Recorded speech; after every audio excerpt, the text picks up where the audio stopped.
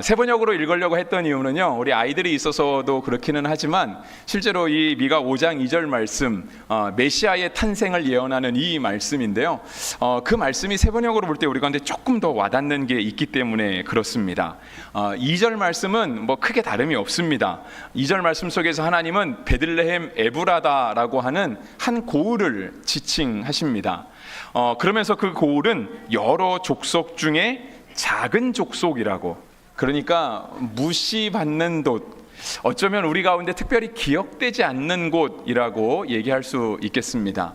그런데 그렇게 작은 곳, 사람들에게 촌구석이라고, 그래서 사람들이 설마 거기서 뭐가 나타나겠어? 라고 하는 기대와 소망이 없다 할지라도 우리 주님이 임하시는 그곳이 곧 유명한 곳이 되고 구원자가 태어나는, 이제는 앞으로 누구든지 말하게 되면 언제든지 기억나는 곳이 될 것이다 라고 예언해 주셨습니다. 혹시 성지순례 베들레헴 가보신 분 계신가요? 저도 못 가봤습니다. 근데 안 가봤는데 다 아시잖아요. 왜 아시죠?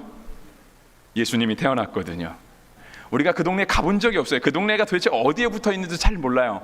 물론 목사님들은 학교에서 배워서 압니다. 지도 대강 보면 베들레헴 근처에, 그러니까 예루살렘 근처에 있습니다. 조금 남쪽으로 내려오면 아주 작은 도시가 하나 붙어 있어요. 우리는 지도에서 봐서 알지만 실제로는 가본 적도 없고 그곳에서 무슨 일이 일어나는지도 아무도 모릅니다. 근데 그럼에도 불구하고 우리가 아는 것이 있다라고 하는 거예요. 바로 예수님이 태어나셨기 때문에 우리가 한 번도 가보지 못한 동네, 그곳이 어딘지도 모르는 동네지만 우리는 그 이름을 다 기억하고 있다는 거죠. 그래서 오늘 우리 아이들도 오고, 우리 또 중고등부 학생도 오고 청년들도 오고, 우리 모든 어르신들도 또 다 계시는데요, 우리가 정말 중요하게 되는, 우리가 정말 이 땅에서 삶의 의미와 우리가 이 땅에서 정말 무언가의 존재의 의미를 갖는 것은 오직 예수 그리스도밖에 없는 것이죠. 그래서 아침에도 설명드렸지만 우리 가운데 있는 예수 그리스도가 나의 구주로 고백되는 그 믿음 가운데 있을 때 우리가 주님도 따라가게 되는 거지만, 예수님이 나의 구주시다라고 하는 이 믿음을 가지고 있을 때 비로소 우리의 삶이 의미를 갖게 되는 거예요.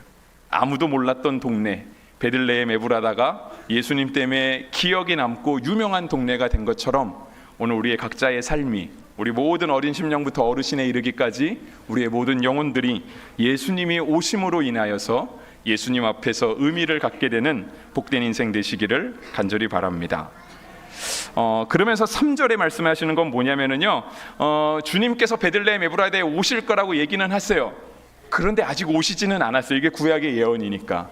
그래서 예수님은 우리가 아는 것처럼 마태복음 오셔야 태어나십니다. 그래서 마태복음, 누가복음에 예수님의 태어나는 장면들을 기록하고 있잖아요. 우리가 25일 설교의 본문도 마태복음 1장인데, 그러면 그 사이에 간극이 있다라고 하는 거죠. 간극이 있어요. 주님이 오실 거라고 하는 하나님의 말씀을 들었어요. 우리는 하나님의 말씀이 이루어질 걸 믿잖아요. 그 하나님의 말씀이 임했는데 실제로 하나님의 말씀이 우리 가운데 임하기까지의 이 시간의 간격이 있다라고 하는 거죠.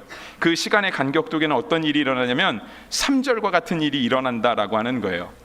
원수의 손에 붙여놓는, 우리로 하여금 계속해서 이 땅을 살아가게 하고 고난도 겪게 하고 예수님 때문에 손해도 보게 하고 예수님 때문에 많은 것들을 포기하게 하는, 우리 아침 예배의 설교를 빌리면 자기를 부인하게 하고 십자가도 지게 하고 죽으면 살게 하는 그러한 성도의 삶이 있다 하는 것입니다.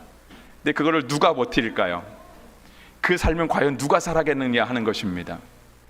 주님이 이 땅에 오실 거라고 하는 소망을 붙드는 사람, 주님이 이 땅에 오실 거라고 하는 하나님의 약속을 믿고 하나님의 약속이니까 우리의 삶 가운데 이루어질 것입니다 라고 하는 그 믿음과 소망을 붙드는 사람이 성도의 길을 올바로 걸어가고 주님이 오시기까지 이 간극의 삶을 살아갈 수 있는 존재가 되는 것이죠.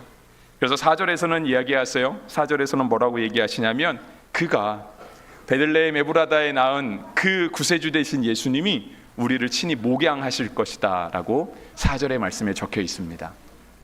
그래서 오늘 이제 할 일이 많으니까 설교를 끝내려고 하는데요, 주님이 우리를 친히 목양하실 때, 그러니까 주님이 오실 거라는 약속이 있었어요. 그리고 우리가 그 약속을 붙들고 살아요. 그리고 그 약속을 붙들고 살아가면서 그것이 먼 시간에 정말 주님이 그때 오시기 전까지는 우리를 세상에 방치하시는 것이 아니라 주님이 그럼에도 불구하고 우리의 삶에 늘 목양하시면서 우리를 인도하여 주시거든요. 그 인도하여 주시는 삶이 바로 무엇인가? 그것이 바로 5절 말씀이라고 하는 거예요. 주님이 우리를 목양해 주시는 그 삶의 결과가 평화로 나타나는 거죠. 우리의 심령에 평안을 주시고 이 나라 이 민족에 평화를 주시고 우리의 가정에도 평화를 주시고 우리가 속한 모든 곳에 세상이 말하는 평화가 아니라 주님이 주시는 완전한 평화가 임하는 모습, 그것이 바로 주님의 임재를 기다리고 주님을 믿고 소망하는 사람들이 살아가게 되는 삶의 모습이라고 하는 것입니다. 그래서 오늘 제가 설교 제목을 다스릴 자가 나올 것이라 했습니다. 여러분을 다스릴 자가 예수님이십니다. 그가 성경의 말씀과 같이 약속되셨고요. 그 약속대로 주님이 우리의 가운데 오셨습니다. 그 주님을 우리를 다스릴 자로 여러분 믿음으로 고백하고 모셔드리게 되는 놀라운 은혜가 있게 되기를 간절히 바랍니다. 그래서 이 시간 우리 영유아 유치부부터 우리 많은 분들이 축하를 준비해 주셨는데요. 그 모든 축하의 초점이 다 우리를 다스리시는, 우리를 목양하시는 그 예수님께 영광을 돌리고 함께 기뻐하며 감사할 수 있는 그러한 발표의 시간이 되기를 주의 이름으로 축복합니다.